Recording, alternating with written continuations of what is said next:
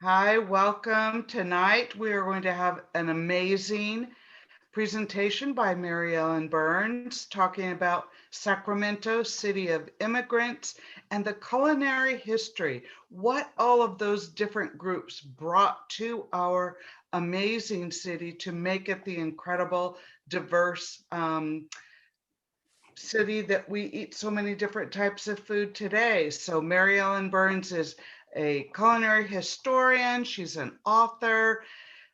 Truly, it's more than I can even remember, but she is a subject matter expert in many things. And so I look forward to your talk tonight, Maryellen. And if you saw me waving him off, that was my brother who always walks in just as I'm starting these things. So thank you very much. Sure. And let me just ask folks to go ahead and stop your video and mute yourself so we have a better connection.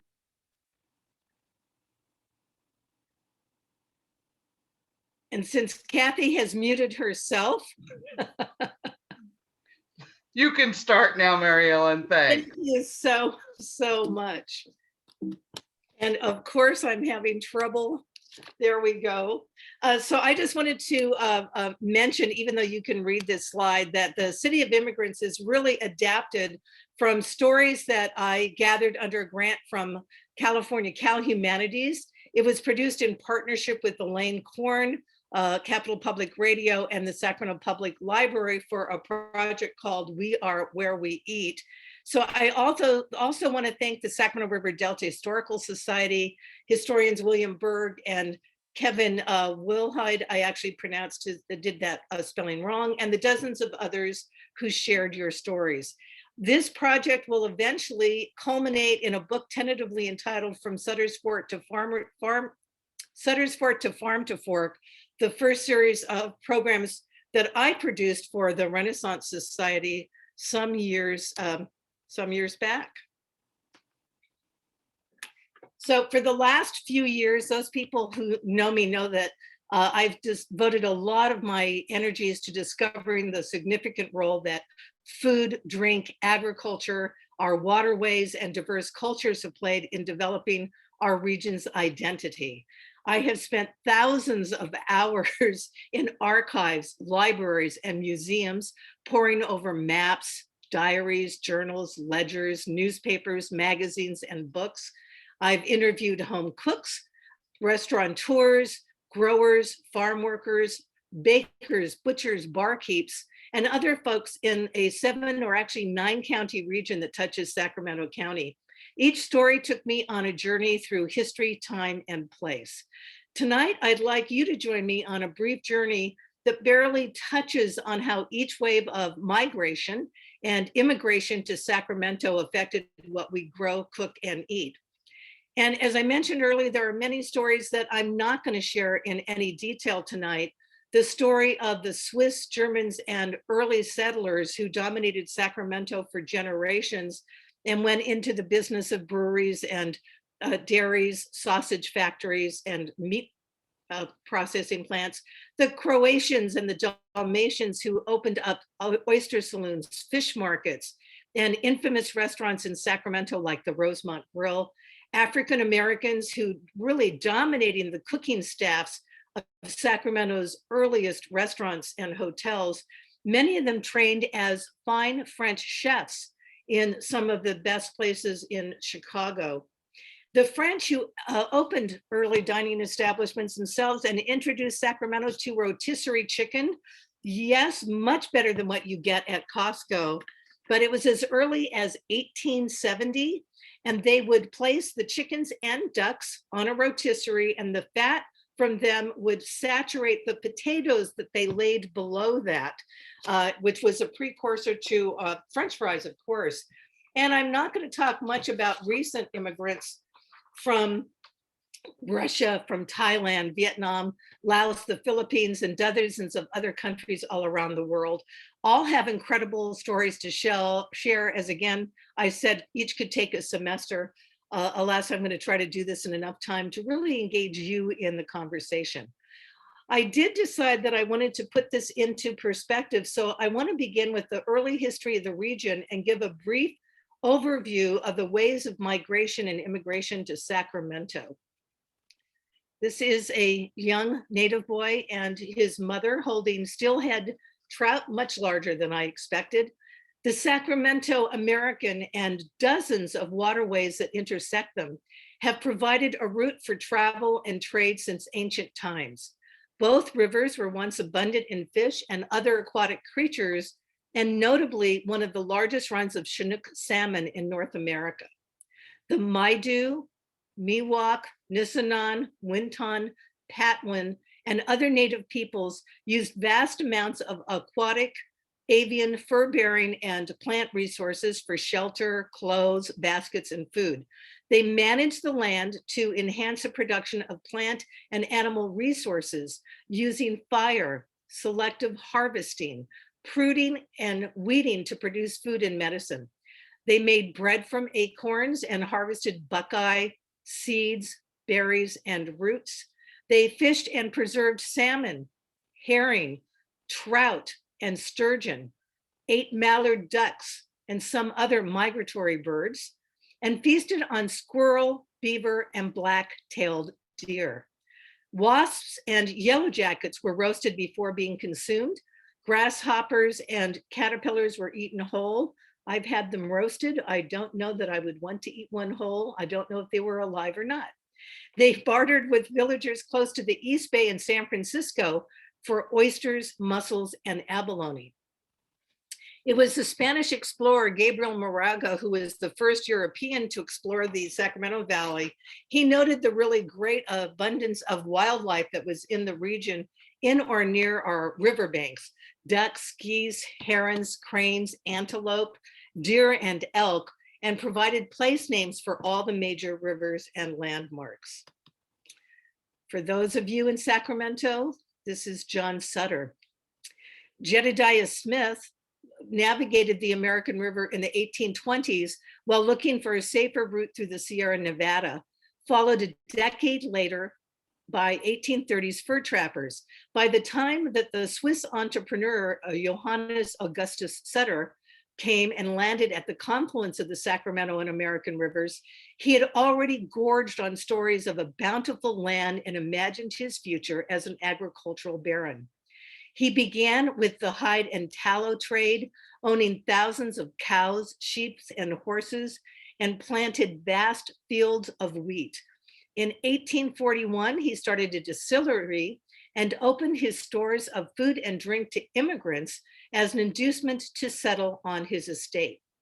He began experimental work on agriculture on Hawk Farm, which was his land upriver near what is present-day Marysville, I'd say a little over 35 miles from here. It extended from the American to the Feather River and included grapes, peas, citrus trees, pomegranates, and a peach that he created that commercially bore his name. He bred honeybees, made wine, and purchased Fort Ross to gain entry to the pocketbooks of Russian traders eager to eat Sacramento River sturgeon and caviar, and their 289 varieties of plums, apples, pears, cherries, and other fruits, vegetables, and grains. I have to say that I want to go up to Fort Ross soon because there is a group there that have been able to preserve well over 200 of those native seeds that would provide a taste of exactly what it was that we were eating during this time. Before the spring of 1848, New Helvetia was a bucolic site and the center of economic activity in Northern California, engaged in farming, milling, fishing, vineyards, tanning, hunting, and trapping. Sutter instituted a really feudal agricultural system where his word was law, exploiting the native peoples as slave labor. He kept in contact with the Pacific Coast launch service to San Francisco. He was really quite a mercurial personality. He both welcomed the assorted traders and farming families to his establishment, and then said oftentimes very unkind words about him. This is early Sacramento, Sacramento City.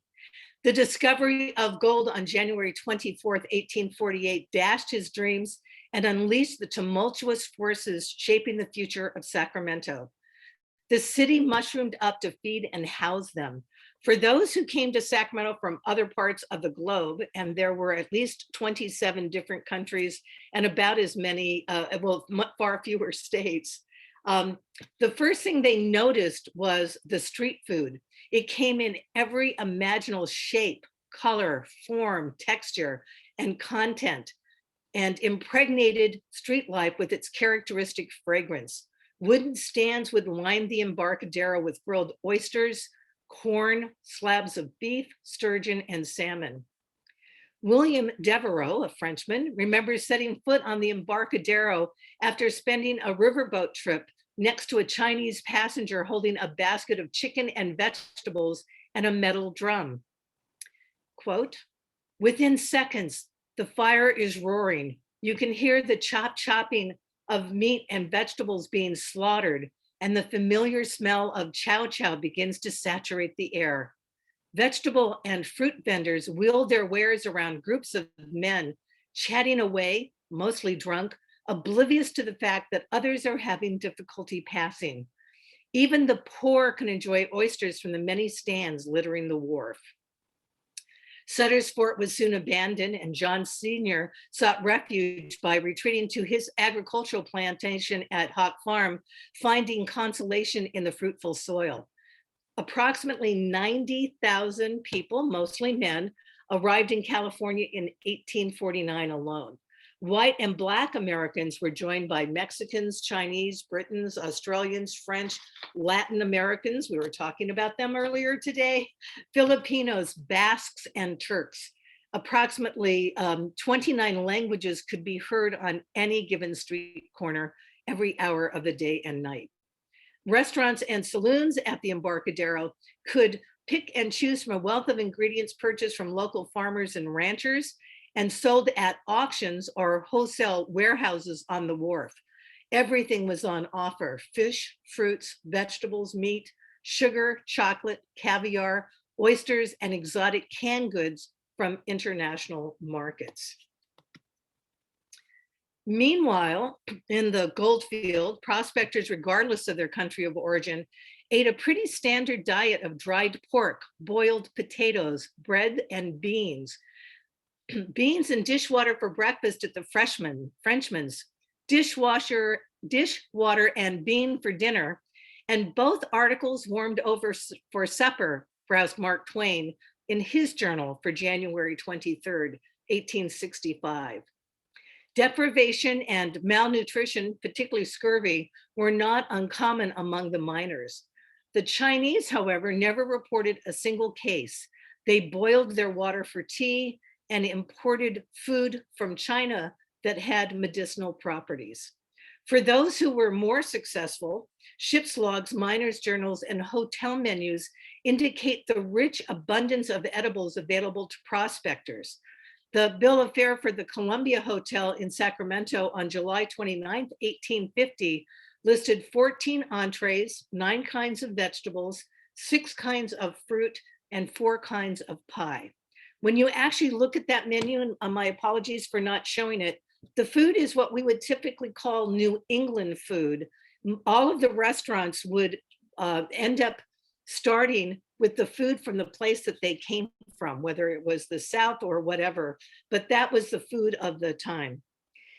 Even far inland, the repertoire for food really expanded quickly. As early as January 1850, grocers along the foothills were starting to tack broadsides to oak trees to boast of their stocks of smoked halibut, dried cod, eggs, ham, beef, molasses, coffee, cheese, chocolate, spices, fresh figs, butter crackers, and preserved vegetables, fruits, and meats.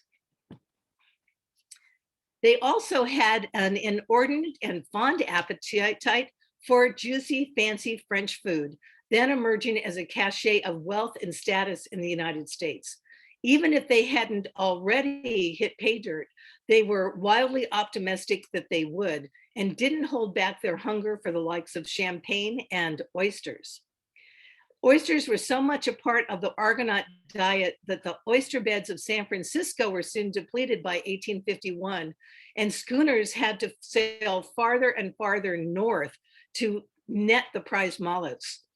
For a brief time, 250,000, this is closer to the 1860s, 70s, seed oysters were placed in the Sacramento River, not far from where Old Sacramento is today, and also served up before they were also depleted.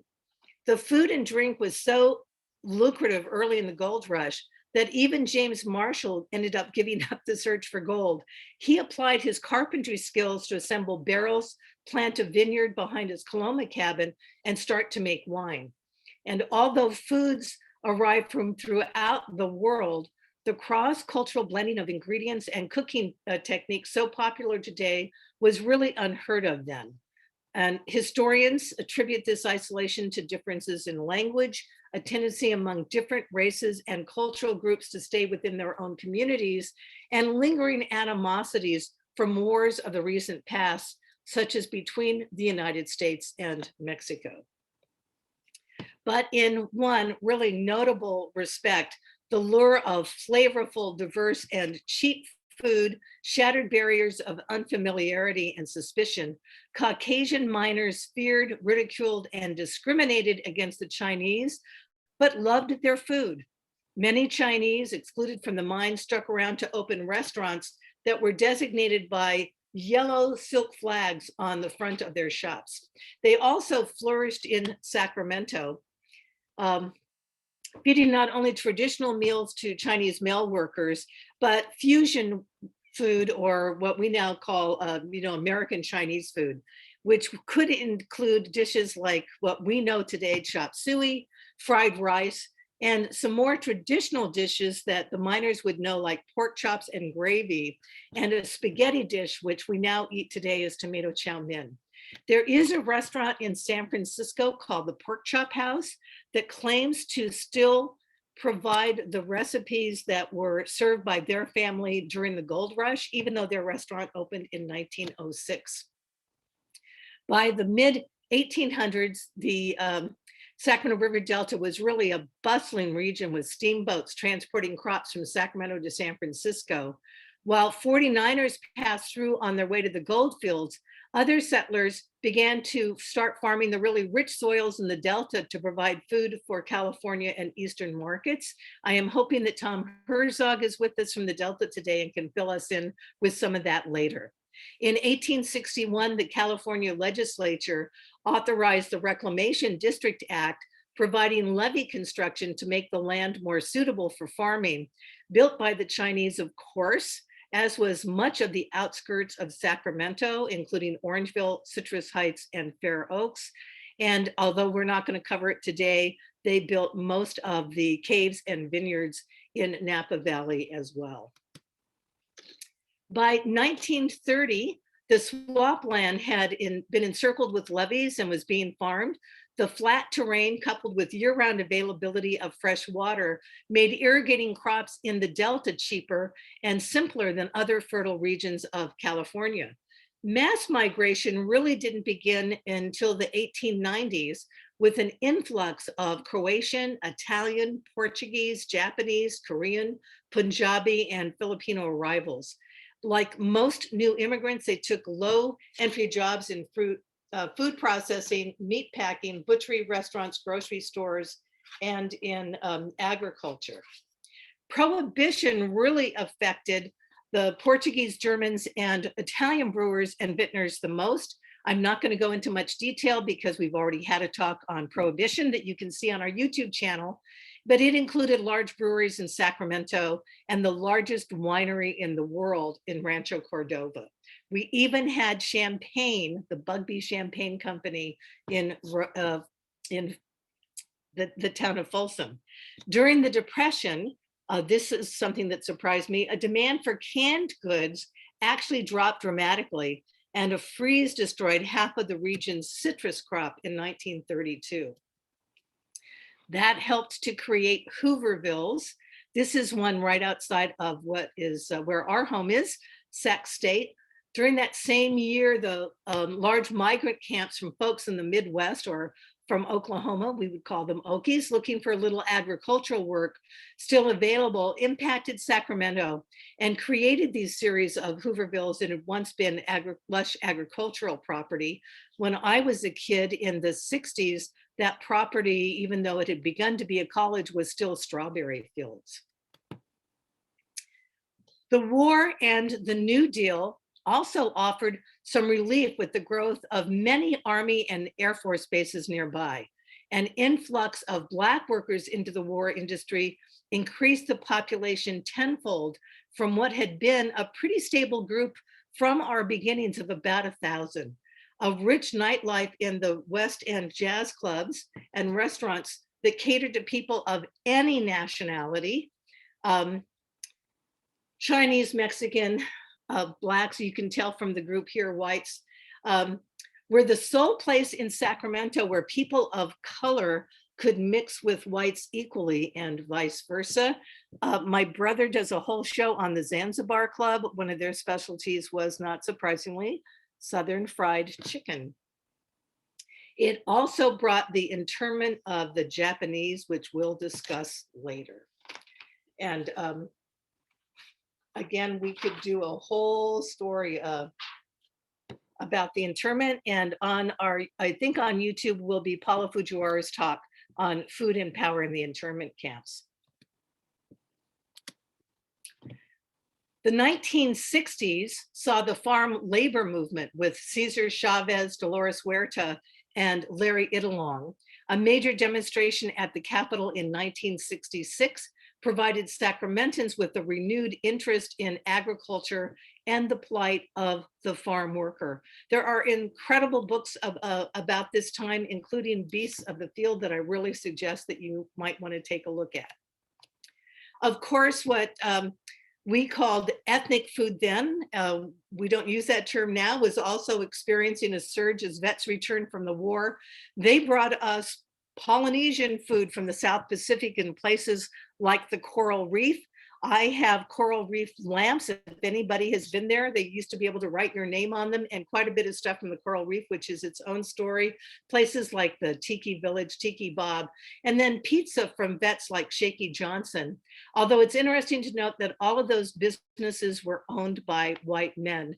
And the Italian pizza places, I'll talk a little bit more about later. Since 1976, immigration to Sacramento has really been rapid. A growth in Japanese, Vietnamese, Thai, Indian, Nepalese, and Middle Eastern restaurants make up most of the growth in new restaurants in Sacramento even today. And what I wanted to do was to see if there are any questions to this point. I just want you to know that during the next segment, I will cover a little food history of the Chinese, Japanese. I'm going to surprise you, I think, with information about Jews, the Italian, and the Portuguese. So Kathy, do we have any questions yet?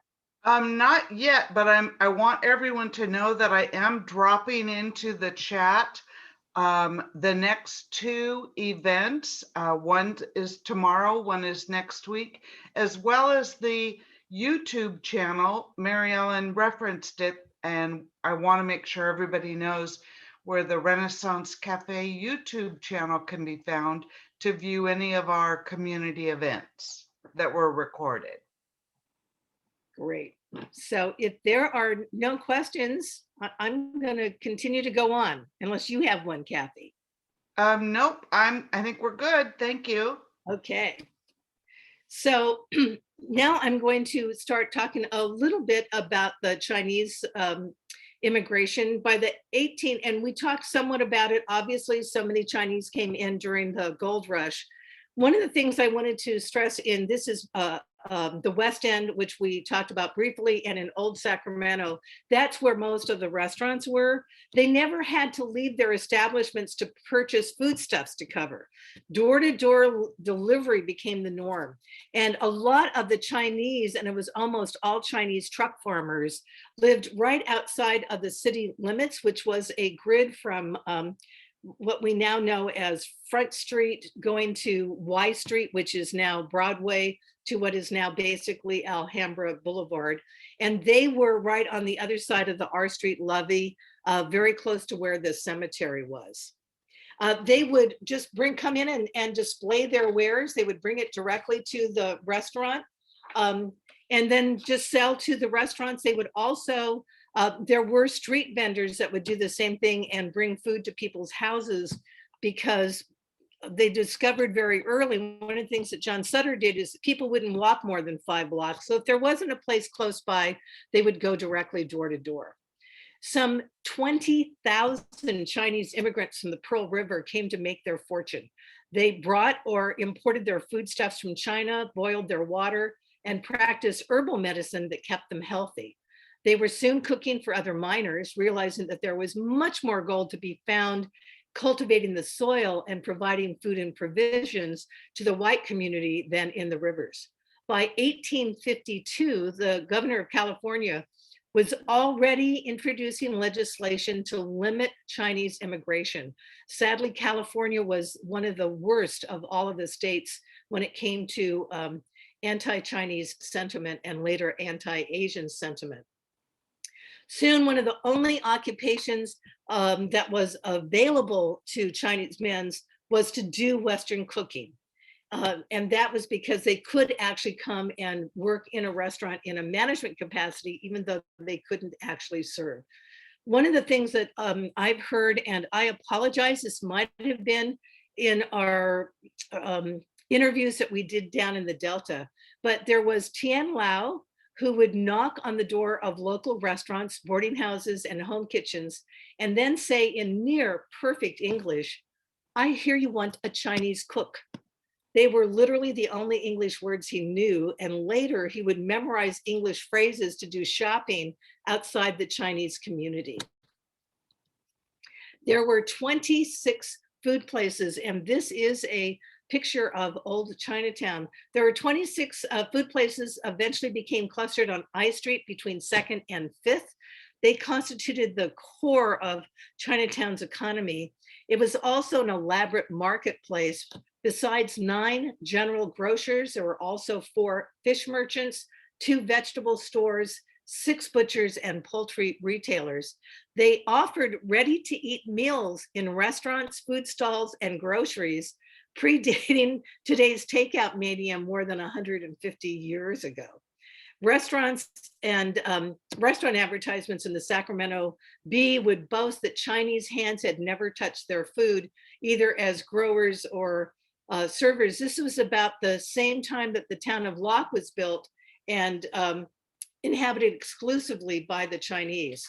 There, among the tule marshes and the peat bogs and silty waterways, the Chinese carved out a real niche for themselves, hiring out for as little as 90 cents a day to reclaim the floodlands for agriculture, then developing it along with the Japanese into the asparagus capital of the world, and the major source of Bartlett pears it is today.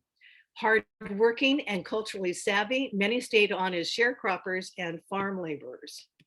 And this is your ad of the day. Tom Herzog and I are members of the Sacramento River Delta Historical Society. This is our 2021 calendar, which just happens to be asparagus and pears and is still available for sale if you want to purchase them. We're working on a 2022 calendar now. So in World War II, the Chinese rarely found jobs outside the food or service industry. They stayed to themselves as much as possible, living in really ramshackle sections of the Sacramento River towns from Rio Vista to Cortland, and many sent their bulk of their meager pay back to China. While the Chinese Exclusion Act was repealed in 1943, the immigration of large numbers of Chinese people from a variety of countries to the US didn't really begin until the whole immigration system was reformed in 1965, with the majority coming after 1980. Sacramento's Japantown dates back to the Chinese Exclusion Act of 1882, and I might just backtrack and say The reason the Chinese were allowed in 1943 was because of the war with Japan, and we realized that we needed them as agricultural workers. Sacramento, again, it dates back to that time when skilled Japanese farmers joined Filipinos, Portuguese, and Italians in the Delta and Central Valley. There were about 150 American truck farmers by 1940 in the Delta that would bring their produce to many different stores in Japantown. And after, one of the people that's very specific is after establishing a personal relationship with a white landowner in Walnut Grove, Toshiro Tsurumi assisted his fellow countrymen to find employment as agricultural laborers or tenant farmers. They worked under an ethnic labor contract system called Kumi, K-U-M-I, that also provided them with a rooming house and a place to work. White owners controlled the shipping and marketing of the crop, but Walnut Grove, Issei, cultivated more than half of California total asparagus acreage in 1918. Among them, Kamahiro Hota, known as the Asparagus King, farmed 1,400 acres. However, the 1920 California land law forced the farmers to give up tenancy and work as farm foremen for the landowners. And again, there isn't enough time to discuss the effects of all the Asian Exclusion Acts and the forced removal and detention of Japanese Americans in World War II. To suffice it to say that that contributed to the decline of Japanese agriculture throughout the region. Between 1900 and 1940, the area that was bordered by L, O, and Fifth Streets was packed with Japanese markets, hotels, churches, restaurants, banks, laundries, law and medical offices, newspaper publishers, and a movie theater. Many of the restaurants owned by Japanese, like the actor Pat Morita from Happy Days, were actually Chinese restaurants. The few Japanese restaurants were mostly for bachelors who would eat a mixture of Japanese, Chinese, and American food. This was all, of course, before World War II forced 3,000 Sacramentans of Japanese descent, most of them American born, into internment camps in Tule Lake and other places. About 80% of them returned, but anti-Japanese sentiments lingered in Sacramento long after the war. In 1957, the Sacramento City Council ignored the pleas of 100 Japanese Americans and dozens of other activists that did not want to see redevelopment happen and to replace not just the Japanese, but 10,000 other groups of people from that area. They ignored it and let the wheels of redevelopment wipe out Japantown. This was something that happened all clear across the country, but it was really completely gone by about 1960 and erased the Japanese American experience from the city's memory. At the time, I was still living at a place called New Helvetia, which is at the end of Broadway, and a lot of the businesses moved over to 10th Street, and they tried to rebuild that around T and W Street. That new section also featured Senator Fish Market, several restaurants and other enterprises, many of them that were still operational until just recently. But when Japanese residents who'd lost their businesses and homes tried to buy property around McKinley Park or in other established neighborhoods, they were told it was restricted, as were most of the areas outside the core city and Oak Park. Almost every neighborhood still has these racial covenants in place, and they're quite disgusting. So many ended up moving into new subdivisions in Greenhaven and Pocket in South Sacramento, and the majority of all of these businesses closed. A few did go back to the strawberry fields in Florin. Not very many of them are still owned by Japanese, but by new immigrant groups coming in. And my favorite place to go on a really hot day, the Osaka-ya. As the Japanese American population moved into the suburbs, businesses opened there to serve them, including Oto's Marketplace, which is on Freeport, and it anchors a small cluster of Japanese stores and restaurants along Freeport Boulevard. In fact, Freeport Boulevard is a long avenue of lots of Chinese and Korean restaurants as well. Other places have grown up, Little Shanghai on Stockton Boulevard. So each neighborhood oftentimes would be a neighborhood of these different businesses. But the oldest link to Japantown is the Osaka-ya, which dates back more than a century. And on Saturdays before the pandemic, you would be able to go there and they would dish out a full range of Japanese cuisine. So you might have bento boxes with teriyaki chicken, bowls of udon noodles, chicken with fish cakes, deep fried tofu, chicken or pork katsu over rice, sukiyaki and spam sushi for the younger generation. They've made their reputation on its shaved ice window with homemade syrups, including watermelon, sour apple, lime, and red bean.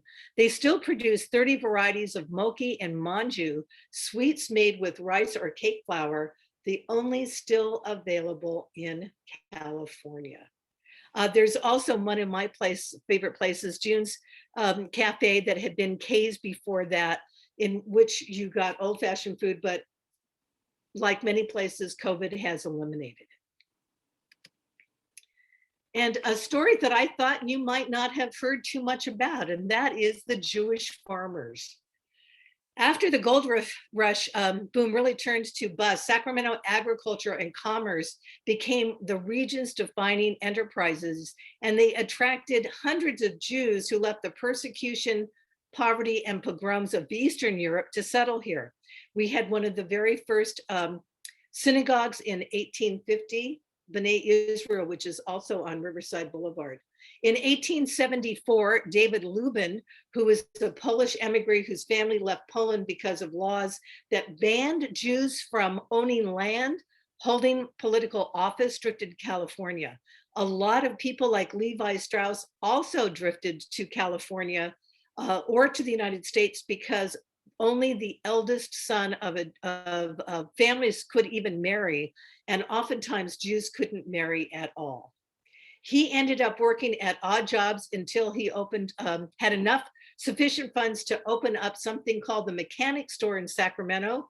A year or two later, he was joined by his half-brother Harris Weinstock and his sister Janet Levy. You'll know it as Weinstock Lubin, and later as Weinstock Hill.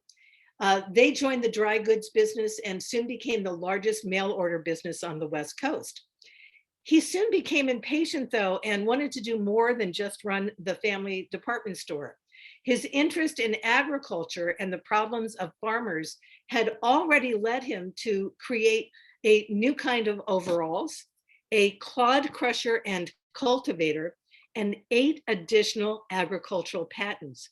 He ended up, along with Valentine McClatchy and with C.K. McClatchy, bought a ranch 18 miles from Sacramento, and they started orchards and wheat farms and introducing European farming methods to the region.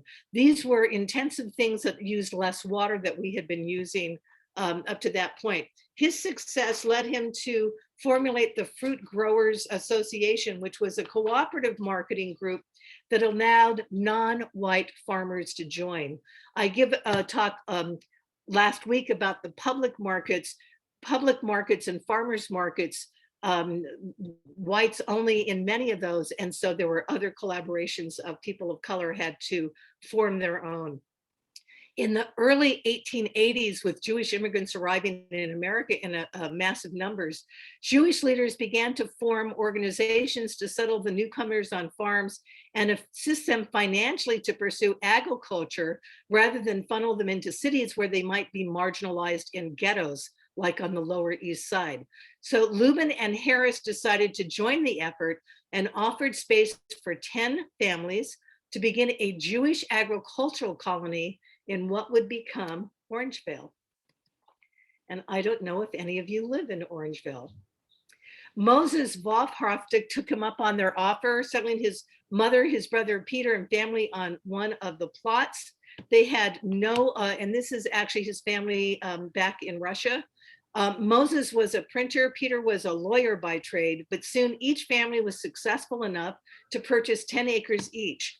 An invasion of locusts in 1891 destroyed Moses' farm, so he started to quit a newspaper. Most of the other colonists failed then or in 1905 when a severe drought destroyed the citrus crop. Peter was determined to stay with it. He schooled himself in scientific and sustainable farming methods, and with his son Solomon purchased more land. They became respected orchardists, growing Tokay grapes, peaches, olives, and other fruits, at least through the 1950s. And now some of their family members have taken to the farms again, although in small plots. They've discovered that they could literally create enough to produce food for themselves on as simple as 1 acre and could sell on as many as 4.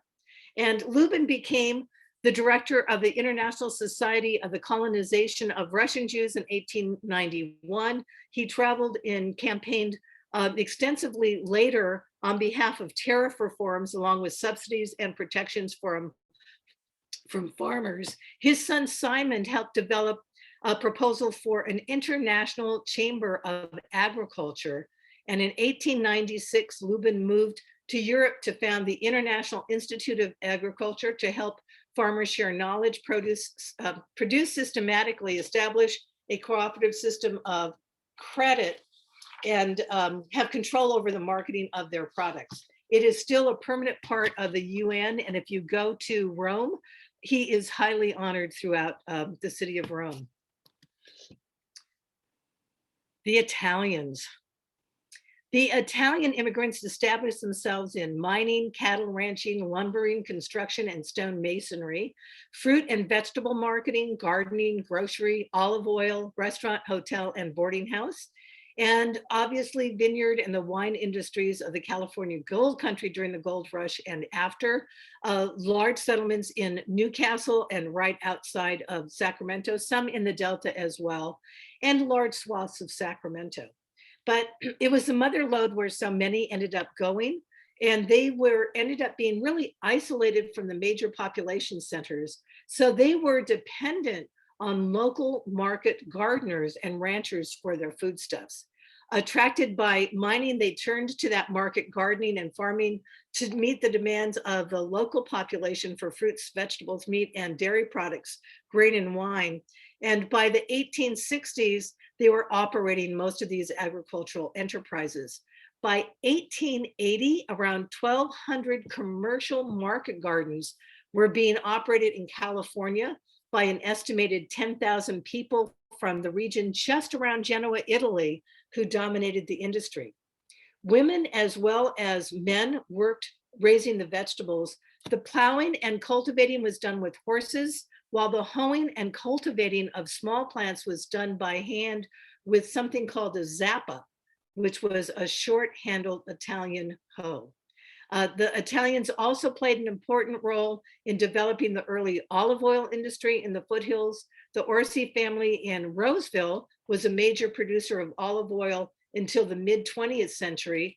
The rolling hills of the gold country, which really resemble the Mediterranean hills of Liguria, are dotted with the remnants of the early olive tree orchards and new orchards, reflecting the rebirth of this ancient tradition from Italy. Now you can't trust getting olive oil from Italy. California is considered some of the best oils in the world. And these are more farmers. One of the things that I love looking for, and I've done a lot of work, I was just up in the gold country this weekend. One of the cultural traditions that they brought was the tradition of baking in stone ovens. Many Italian families use these outdoor stove ovens to bake bread, which is a vital part of Italian culture. There are around 100 of these stone ovens that have been identified in Calaveras, Amador, and Tuolumne County, and dot the countryside where the Italians settled. Many Italians also worked in the canneries are created mom and pop eateries around town. For those of you in Sacramento, you might remember, if you're old enough, Boitano's, Machiavelli's, La Rosa, Mario Cellar, and the beloved Espanol. It wasn't until just recently that some of the newer Italian restaurants like Biba, which is sadly closed, came in. They also brought with them old world winemaking knowledge. The Frasinetti Winery opened in 1897 and is still in operation, making it the oldest family owned and operated winery in the Sacramento Valley. They also opened up grocery stores. Benedetti's was the very first in 1888 that actually offered refrigeration for the consumer, meaning that there were ice houses for other stuff, but you could go in and actually for the first time purchase milk in a cold case instead of having to have it come from the dairy. Later, Maida Brothers, which was downtown, was taken over by Cordy Brothers. Daryl Cordy is now the best known father of food probably in the world at this point. The Italian importing company, and then bakeries like Musio's and New Roma. They really became the place to shop. There was a Ligurian by the name of Antonio Cerruti and his partner Mario Fontana. They founded the Del Monte canned food label.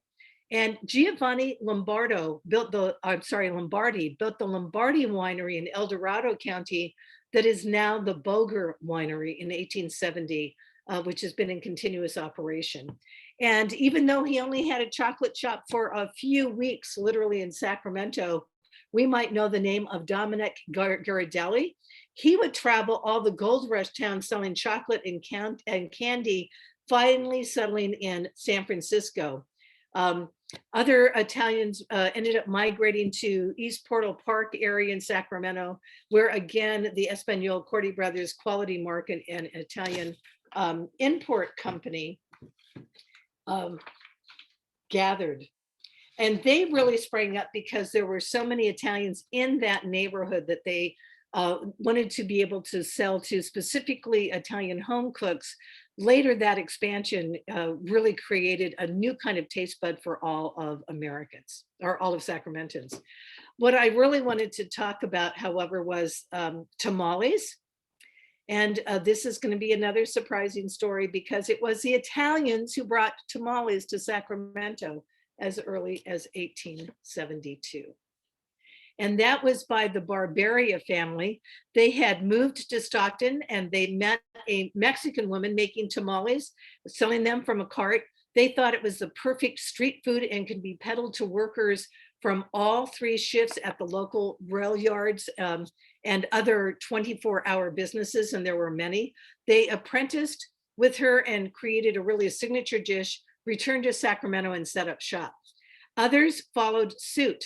So tamale vendors dominated the downtown, and they would go out at night. As soon as dusk fell, an army of these 2x4, usually push carts and wagons, would be wheeled their way down through the city to set up shop near the Southern Pacific Railroad, the canneries and food processing plants, the breweries, and other 24 other businesses.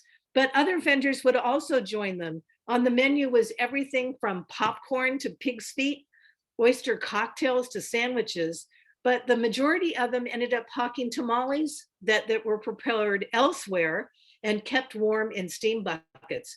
Competition stirred innovation. Wagons transformed into portable kitchens with functioning stoves and featured counters so that as many as 8 people at a time could dine around the wagons, early diners. By 1896, and I don't care where you are in California, if you had a tamale place, whether it was called the Tortola, the Capitola, or whatever, it came from this one extended Italian family. Their competition was again from these vendors from every nationality, many of who sold adulterated tamales with buckshot and sand.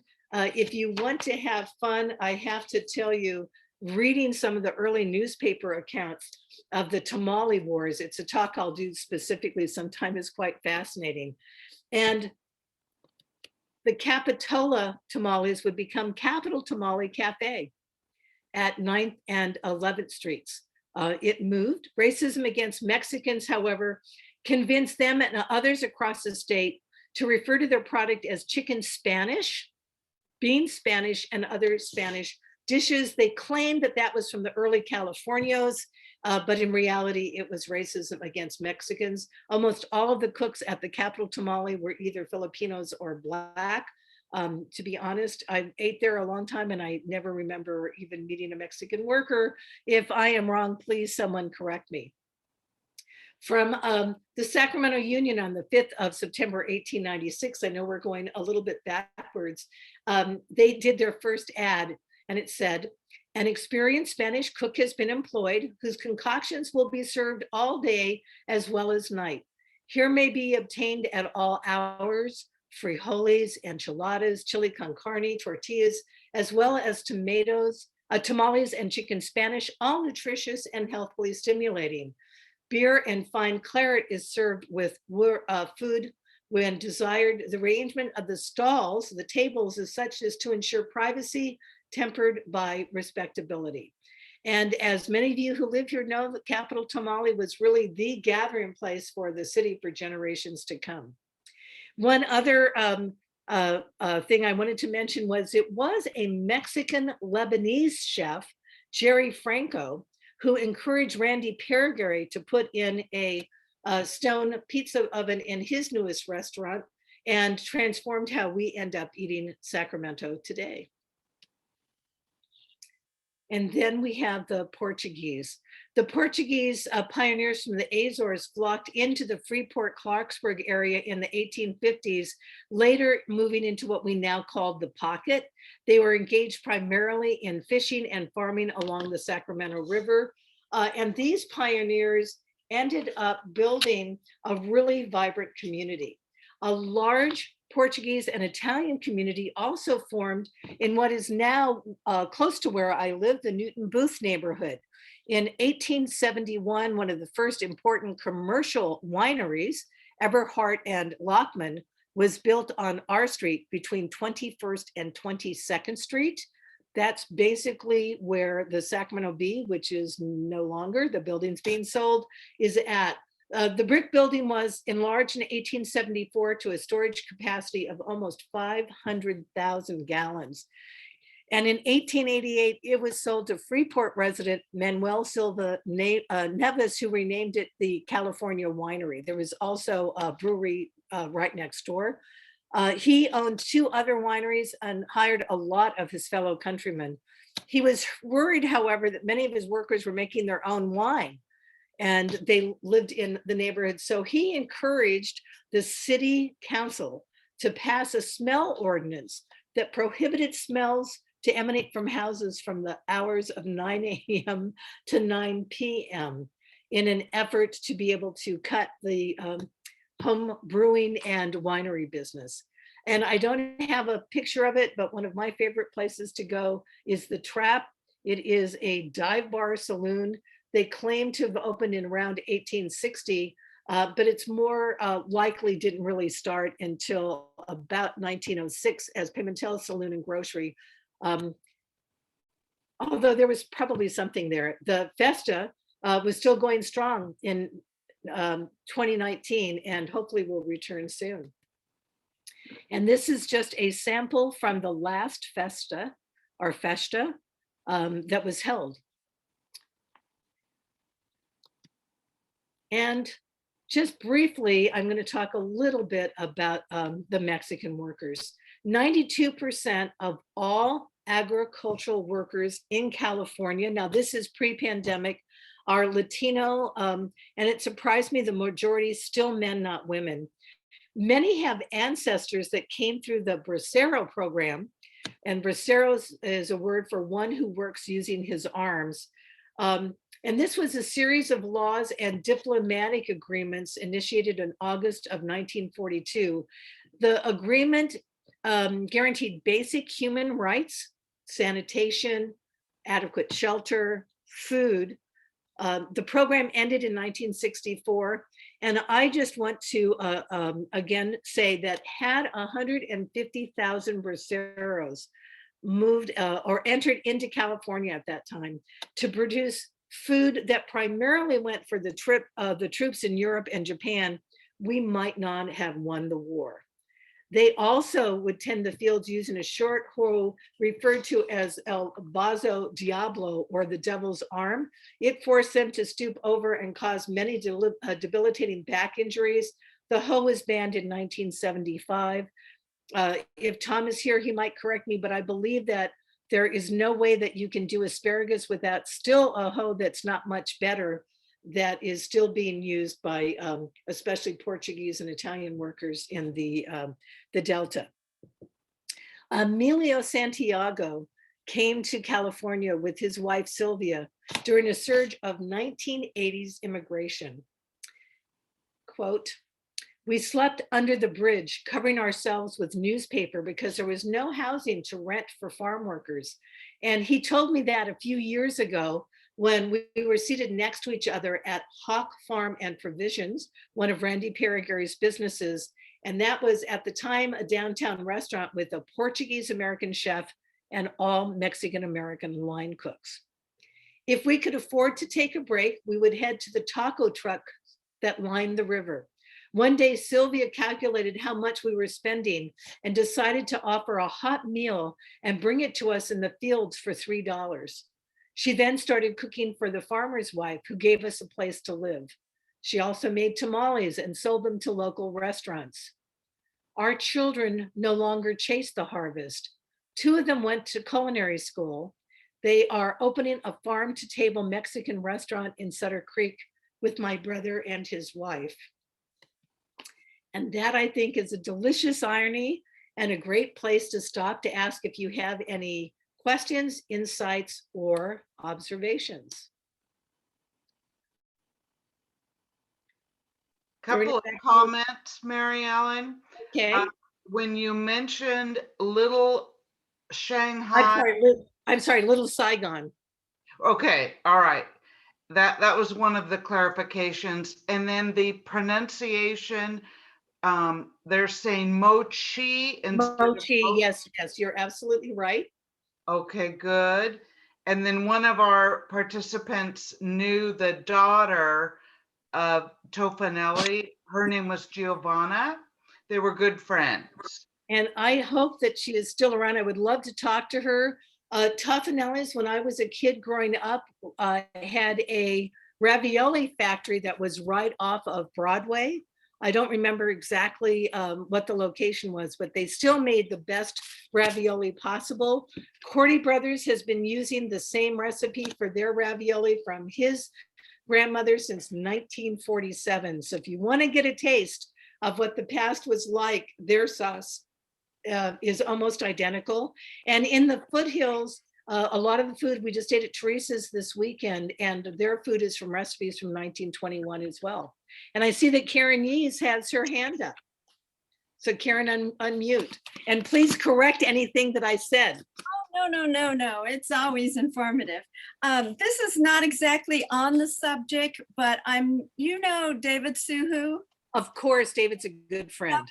That and Rob Fong.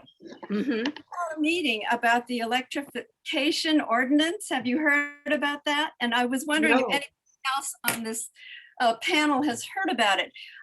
May 25th, the City Council is going to try to pass this Electrification Ordinance, which would mean that all new builds from 2023 will have to have electric stoves instead of gas. I do know that. You're right. So if we're trying to get people to notice about this, because a lot of restaurants don't even know about it.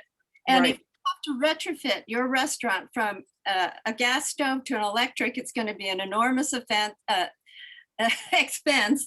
And they need to give us more time. All of a sudden, they're just trying to push this through, and they're not giving the owners or anybody time to research what other equipment they need to bring in, whether SMUD can even accommodate all the electricity that's going to have to be changed.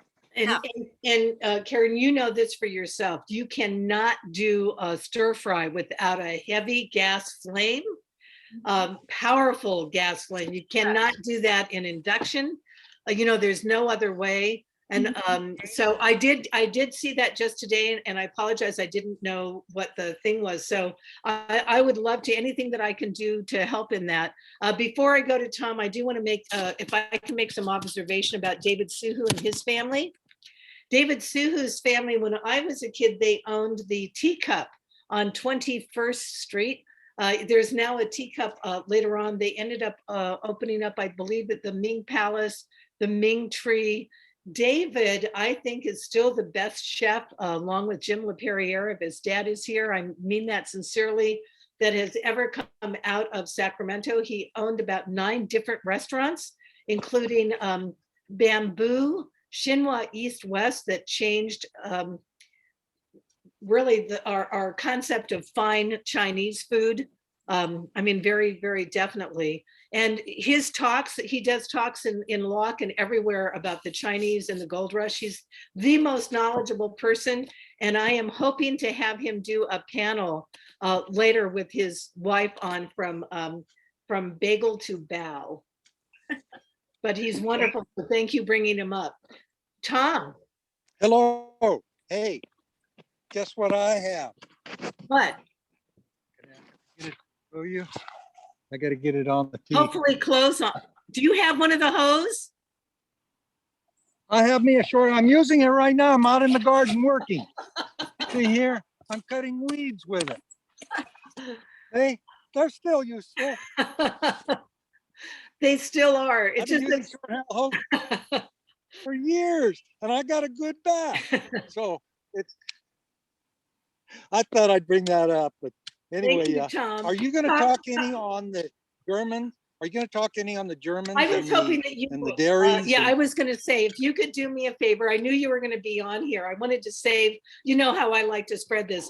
Can you know, obviously your family owned one of the most important dairies. Could you talk just a little bit about the German dairy business in the Delta and elsewhere, or anything else about the Germans you'd like to add, and then I'll add some stuff. Well, the only thing I'm going to talk about is basically the you know, around the 1870s, 1880s, the Germans, well, they developed in the South Sacramento area here, and a lot of them were into the dairy business. And like my grandfather, he started in the 1880s in the dairy, and there were other people, are very prominent landowners that helped them get started when they came to this country. And of course, we started the Delta Dairy officially in 1921 after my grandfather died, and we delivered milk all up and down from Freeport to Rio Vista in bottles, and it was quite an operation. And so we were a fairly big dairy at the time, but it was a big operation for the dairy industry.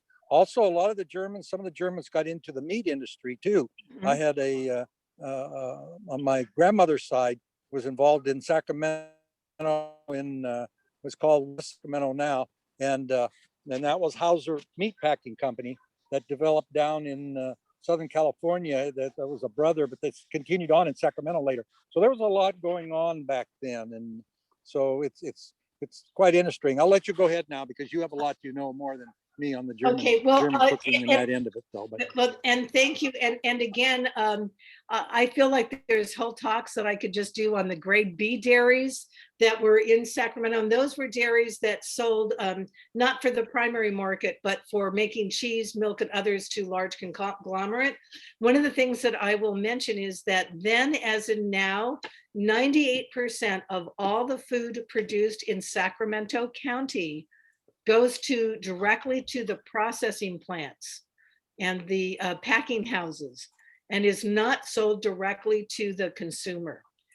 Some of the best food that we get from the consumers is actually through our farmers markets. Our farmers markets were very much segregated throughout our history. One of my favorite places to go was the produce market that was at 5th Street, behind New Helvetia and Sutter Homes. They have now torn that whole area down and are putting in, I think, horrible houses, but I hope I'm not quoted on that. But was wonderful. There were about 250 different farmers that would go there. Small truck farmers that couldn't sell to large conglomerates for one thing, Italians, Japanese, Chinese, Thai, it was just a really booming business, and it ended up closing a few years ago. My favorite place to eat was the Market Club. It was started in 1933 by a Japanese owner, stayed in Japanese hands, but had the most wonderful American food. The only kind of Chinesey thing or American was the fried rice with the egg on top. But they would do a huge pork cutlet with gravy that would literally fall off the plate, and was really a gathering place for everyone. There were other places where people of color could also be able to do things at farmers market. And again, I talked about this last week over at Alhambra. Other markets at 9th and S excluded them completely. One of the most important families in Sacramento is General Produce, which is also, and all the Wongs are not related. They've been around for almost close to 100 years, operating on 16th Street as a wholesale market, and have remained pretty active. So, and then again, in terms of Germans, the German, and I'm going to be, I hope I'm not wrong, even today, I believe in the 2010 census, 40% of all Sacramentans, 40% had some German ancestry. So it's still the dominant white group in Sacramento. If anybody can name me very many German restaurants, you're going to find out we didn't have them. We had Scheidel's Bavaria. We did have sausage factories like Kohler, J.K. Kohler and Company. We've got Marantz sausage today, but German food is German food, except for Sam's Hofbrau, and Sam's Hofbrau was owned by a Jew and was really not German food in the traditional sense as well. We are starting to get some sausage type places around. And again, I could talk about the Turnverein and other stuff from German, but there's other people we can talk about. So any more questions? There was a request from Kathy Hine to hear more about your brother's restaurant. I don't, my brothers don't have a restaurant, so I must have misspoke, but that allows me to talk about Brothers Deli. Does that work? Sure. So the other thing is that we talked a little bit about Sacramento when I first moved to Sacramento, and we were hidden Jews. We weren't allowed to tell anyone that we were Jewish. My brother would be upset to even say I mentioned it here. But there were only a few kosher places in town, or kosher style. And one of the best of them was Brothers Deli, which was at the Town and Country shopping center where Aldo's was. Daniel's Creperie would start there as well, and other important places. But it was the one place that everybody could actually get kosher style food. I became a kosher caterer in I think it was 86 or 87, because the one that existed I didn't think was very good. I had to get my training in Oakland. I had to purchase all my food in Oakland. There was no kosher food that you could even purchase, except for maybe matzah crackers or something else at one point. Even though when you look at the history of ownership of restaurants, many Jews in Sacramento actually owned the restaurants. Like the Greeks, Epi Johnson, a lot of Greek diners, the Greeks owned a lot of restaurants in Sacramento. They served all American food, what we call the coffee shop type foods today, where you can get hamburger and spaghetti and pork chops and steak or whatever. A lot of those were owned again by Greeks, but they did not serve Greek food because there wasn't enough of a market to be able to support a restaurant in that. The one thing that I love about living in Sacramento, for those of you who aren't here, and I'm sure it happens in your place, the long-term festivals that we do have here, and the Greek food festival. We used to have an Armenian food festival. The Japanese food festival is one of the longest in Sacramento, at Riverside and Broadway, that still exists. The Portuguese festas, and there's more and more festivals, the Croatian festivals, the Italian Cultural Society, and I'm hoping that's one of the things that will start back up again. So my apologies about if I said Brothers Restaurant. We eat in them 5 times a week, but we don't own one, nor have we ever. Janice Chung shared that she happened to pick up the Folsom Telegraph Thursday, May 6th, and there's a detailed article titled About Folsom's Chinatown by Michael Harlan. So she's going to go back and read it, but it seemed like it seemed really good, as is your talk again tonight. Great, and thank you so much. I can see that one is the question, is anyone using the old Italian stone ovens for making bread? It would be cool to have a bakery associated with one and sell the bread. I don't know of, it's one of the hottest new items now is to put in a stone oven in backyards. I know that, and I'm going to probably misspeak this, but Mazzullo's Pizza, if I remember, they actually learned how to do that using somebody's stone oven in their backyard. I just saw up in Amador City, however, it's literally that big and not much larger, heats up to, I think it's 900 degrees, single pizza oven, that makes a pizza in 90 seconds. And it cost under $600, and I can put it in my backyard, and I've got to have one, I have to say. There is a return to the foods that we had, the flour that John Sutter grew, which was Sonoran wheat, is being redone, and the Cafe Valley is actually, and Full Belly Farms is actually producing that wheat. You can purchase it at Chili Willie's, whatever, on Fair Oaks Boulevard. I will try to correct his name. You can actually get that wheat. It doesn't make good bread, however. What it really makes is good tortillas. It's not enough to grow. And again, some of the newest bakeries in town are owned by there's an African-American couple that have just opened up a brand new bakery that's pretty incredible. So again, any more questions before we go to the close this one up and then go to the you're shy type questions and go into the green room? Just want to mention, Karen put in chat more information about the Electrification Ordinance, and has some details for folks who want to do any contacting of their folks about that. And then Mary says there's a Polish festival in Roseville the past few years. I went to a Romanian festival out in Roseville a few years ago. That was really great too. But I agree with you. I love the local festivals, just wonderful. I think that's it, Maryellen. Okay, good. So what we're going to do is I'm going to ask you to do your little close that you always do and then stop the recording. I would love for people to then that share their own stories at the end, so that you don't have that onus of being on camera. So thank you, Kathy, throwing it over to you. Okay, really quickly, I just wanted to say thanks to everyone who was able to join us this evening. Tonight's presentation was through the Renaissance Cafe, which is a group that is loosely connected with the Renaissance Society and very connected with many community groups in the greater Sacramento.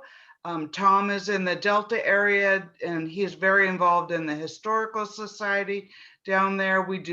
Maryellen's got contacts with culinary historical groups, other historical groups. The one next week is with Roseville Historical Society.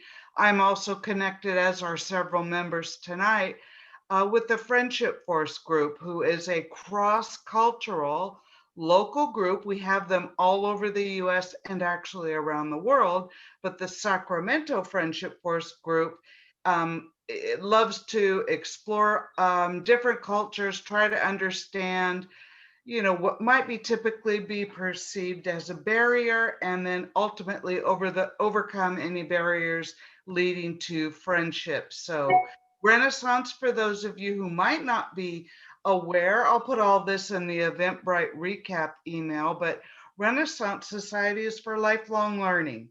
And both our community groups and Renaissance really believe in giving back to our community. And that's why we open up these wonderful talks to the general public. And we've been fortunate with many of these to have people join not only throughout the United States, but in many, many different countries. So welcome all, and thank you for this evening. Maryellen, was there any final comments before I stop the recording? And I just want to remind people that Roseville is tomorrow. So it's actually tomorrow, and next Tuesday, December 18th, is Dining on the Rails with Maryland Summerdorf, which is going to be wonderful. Those will be our last programs for quite a while, or at least for Kathy and I. There will be some very limited summer programming, and if there are some things, they will be on Eventbrite. And for those of you with Eventbrite, there was a decision made that all of our community speakers programs are going to be on Eventbrite next time, so there'll be even more opportunities for you to be able to join us. Thanks, Maryellen, for clarifying about tomorrow night. There is one coming up from one of the partner organizations a little bit later in the month, but I think our listeners might be interested, where we're going to learn about day trips and some cross-cultural things that we can do within, say, 2 hours outside of the Sacramento area. Friendship Force is going to be doing that presentation. That will be posted. It should go out in Constant Contact for Renaissance members. It's also on Eventbrite, and I will put it on our Renaissance Society Facebook page. Okay, anything else, Maryellen, or should I stop the recording? You can stop, so thank you. Okay, thank you.